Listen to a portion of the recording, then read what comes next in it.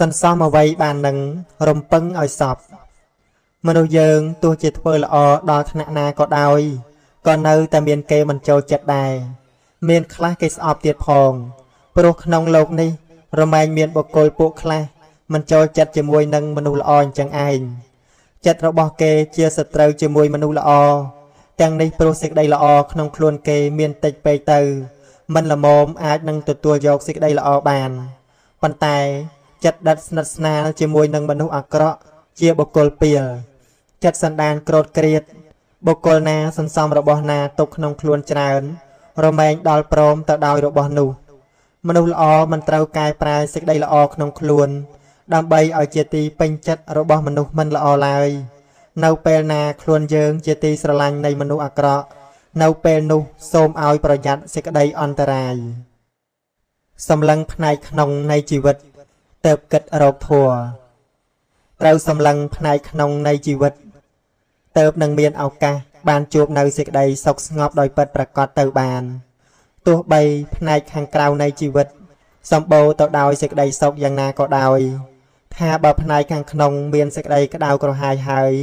มันអាចមានឈ្មោះថាមានជីវិតជាសុខបានឡើយជីវិតខាងក្រៅអាស្រ័យបច្ច័យ4តែជីវិតខាងក្នុងអាស្រ័យធម្មមាហាបានដល់អាហារគឺធัวប្រៀបដូចមនុស្សដែលមានអាហារល្អមានសម្លៀកបំពាក់ស្អាតទីនៅអាស្រ័យក៏ដល់ព្រមតែមានរោគបៀតបៀនប្រចាំកាយដូច្នេះគឺมันអាចមានសេចក្តីសុខពេញទីទៅបានទេរោគផ្លូវចិត្តដុតរោលជីវិតអាក្រក់ក្រៃលែងជាងរោគផ្លូវកាយដោយពិតព្រោះហេតុនេះទើបបានពោលថាត្រូវសម្លឹងផ្នែកក្នុងនៃជីវិត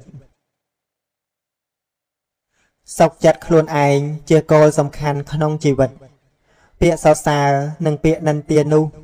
នឹងយកឲ្យប្រកាសមិនបានឡើយមនុស្សល្អសែនល្អក៏នៅគេនិន្ទាកាលបើគេមិនពេញចិត្តឯមនុស្សអាក្រក់សែនអាក្រក់គង់មានគេសរសើរព្រោះគេពេញចិត្តព្រោះហេតុដូច្នោះផ្លូវដែលល្អជាទីបំផុតសម្រាប់យើងគឺគេសរសើរក៏ដោយគេនិន្ទាក៏ដោយយើងធ្វើតែការដែលជាតួនាទីរបស់យើងឲ្យល្អបំផុតតាមសមត្ថភាពដែលមានបុណ្យយើងធ្វើបាបយើងមិនសាងយើងមានសេចក្តីសុខចិត្តរបស់យើងសេចក្តីសុខចិត្តនេះឯងអ្នកណាធ្វើជំនួសយើងពុំបានឡើយសូមអនុមោទនា